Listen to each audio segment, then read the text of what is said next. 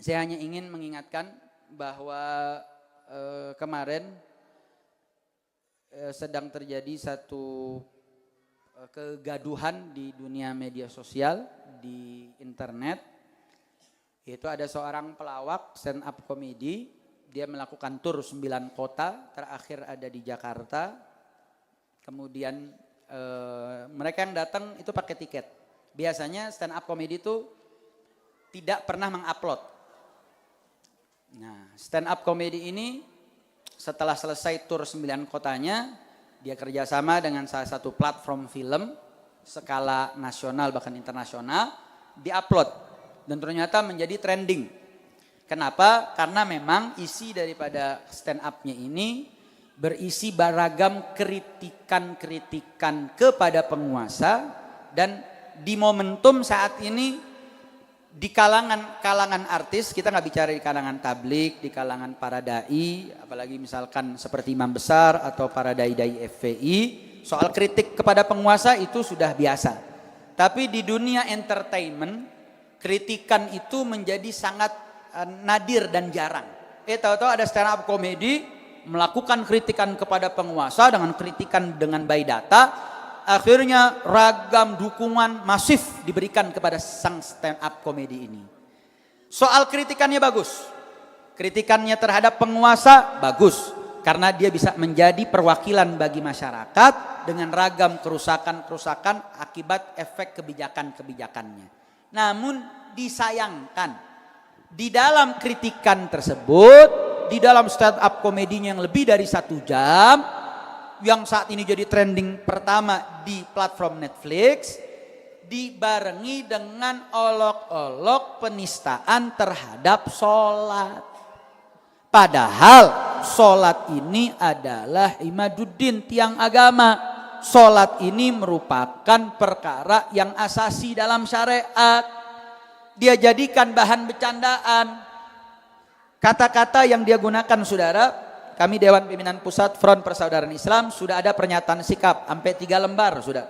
Karena kita preteli 15 poin titik di mana hal yang kemudian perlu disikapi, saudara. Di mana dalam pernyataan tersebut dia coba mengolok-olok umat Islam yang mendasarkan pemilihan pemimpin dengan dasar rajin sholat. Dia gunakan narasi memang harus diakui. Alasan kita pilih pemimpin harus lebih baik. Soalnya alasan lu aneh-aneh.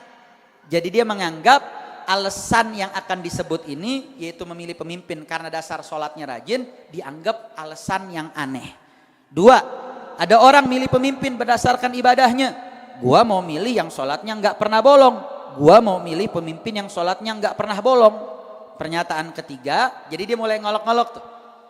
Memilih pemimpin karena sholat gak bolong, karena rajin sholat, mulai dianggap pilihan yang aneh.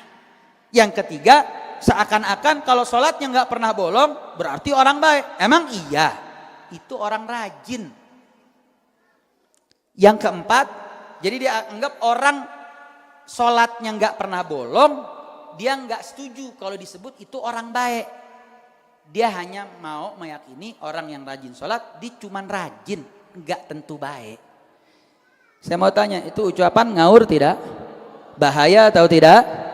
Yang keempat, emang sholatnya nggak pernah bolong otomatis baik? Enggak, rajin. 2 kali itu dia ulang narasi itu, saudara. Yang kelima, ini dengan gestur tubuh dia peragakan, dia sedang membuat perbandingan bahwa milih pemimpin, misalkan milih pilot, kalau dasarnya cuma gara-gara rajin sholat, emang itu nggak ada kekhawatiran. Kemudian dia buat sebuah peragaan dengan kata-kata seperti ini. Para penumpang yang terhormat, kita sedang mengalami turbulensi akibat gangguan cuaca. Harap longgarkan sabuk pengaman dan rapatkan soft. Kita sholat safar berjamaah demi keselamatan perjalanan. Jadi diolok-olok sholat safar, saudara. Makanya pernyataan sikap pertama kita puji. Anda kritik, lanjutkan. Pemerintah perhatikan kritik tersebut.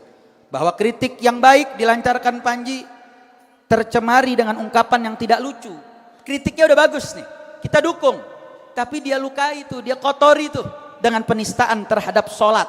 Terkait dengan permasalahan sholat yang merupakan pondasi penting dalam ajaran agama Islam.